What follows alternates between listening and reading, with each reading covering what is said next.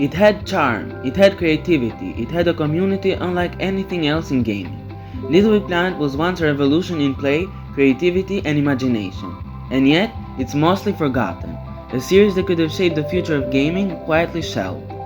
So what happened? Why did LittleBigPlanet, a game that had everything, disappear, while games with a fraction of its ambition thrive? Let's talk about it. It's really easy, just left stick positions. When LittleBigPlanet dropped in 2008, it didn't just introduce us to Sackboy, it introduced us to something radical. The idea that you could be a game designer. Not in the clunky ultra-technical way, but through intuitive tools wrapped in cardboard, stickers, and pure joy. You weren't just playing levels, you were building them, sharing them, remixing them. And then came LittleBigPlanet 2 and everything exploded. It wasn't just a platformer anymore. You could make any game genre, puzzle games, top-down shooters, RPGs, even working calculators and movie scenes. The logic tools they gave players rivaled actual development engines, just simplified, which in my opinion was way better. It was a play, create, share platform before platform became the buzzword it is today. In a way, LittleBigPlanet walked so that Roblox, Mario Maker, and Dreams could run. But LittleBigPlanet had something they didn't: heart.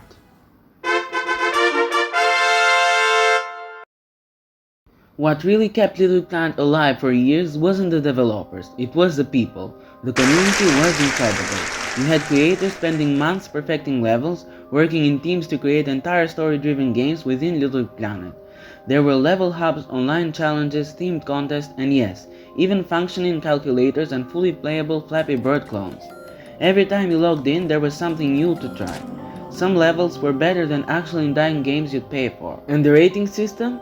The hearts, the tags, it all made it feel like a thriving creative scene, not just a game. This wasn't about clout or monetization. People build because they love to build. It was like YouTube in the early days, pure, weird, and full of potential. It really was incredible.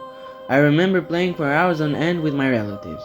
There were some amazing community levels, especially story-driven ones and survival challenges. I still hold fond memories of playing the Whale Survival one.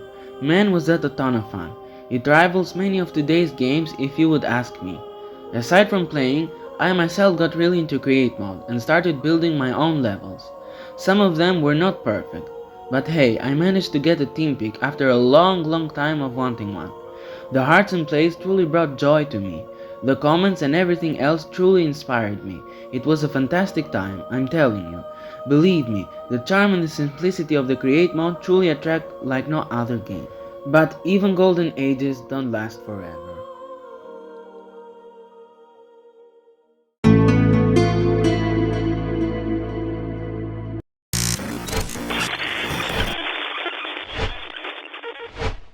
Then, in 2014 came LittleBigPlanet 3, and while it should have been the next great leap, it wasn't. Now, if you have watched my previous videos, you would know that LittleBigPlanet 3 is my favorite game in the franchise. But to most people, it was a very bad experience at first. It was developed by Sumo Digital, not Media Molecule, and while they tried, LittleBigPlanet 3 launched in a rough state, glitches, crashes, and broken levels. Worse, it damaged trust. Players couldn't access their old creations. Some couldn't play at all. The promise of expanded features was undermined by poor execution. And then came the real gut punch: the server shutdowns. In 2021, Sony pulled the plug on LittleBigPlanet servers for PS3 and Vita. That meant everything in LittleBigPlanet 1, 2, and the PS3 version of the third game, millions of levels vanished, gone forever. Some players spent years on those creations, and just like that, their work disappeared in the digital oblivions. To make matters worse, a year ago, the final servers got shut down. It felt like the creative internet losing again. But this time it was a game, and a whole culture being erased. What really makes this even more sadder is the fact that it got killed and it did not die on its own, all because of the hacking problems and other issues. To date, I think it is the worst punch gaming will ever get.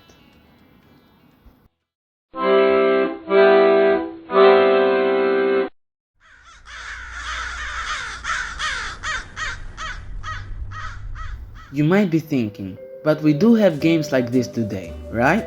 Sure, Roblox is a juggernaut, Minecraft has redstone, Fortnite Creative is growing fast, Mario Maker is beloved. But none of them feel like LittleBigPlanet. LittleBigPlanet had a soul. It wasn't about monetization, it wasn't about trends or algorithms. It was cozy, inviting, and deeply weird. It had Stephen Fry narrating your tutorials for crying out loud. And Dreams? Media Molecule's spiritual successor? Amazing tools, but too abstract for casual players. No real marketing. And now, it's quite sunsetting too. The big platforms focus on virality and monetization. Little Planet focused on fun, creativity, and making cool stuff just because you could. And that kind of magic, it's rare. Games today are ultra-realistic cash grabs with no soul or meaning whatsoever. They do not offer the friendly and family experience Little Planet had. Honestly, the gaming industry is a mess as of now.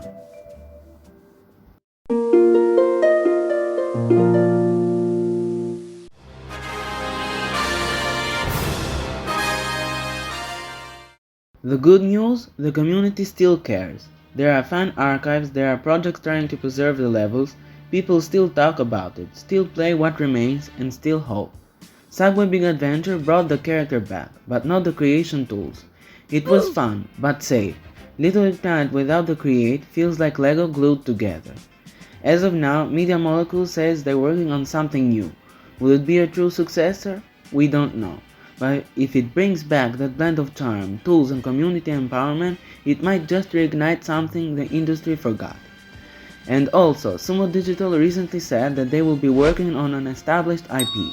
And what other IP do they have that is bigger than Little Big Planet? Still though, let's not get ahead of ourselves. Who knows, let's just hope.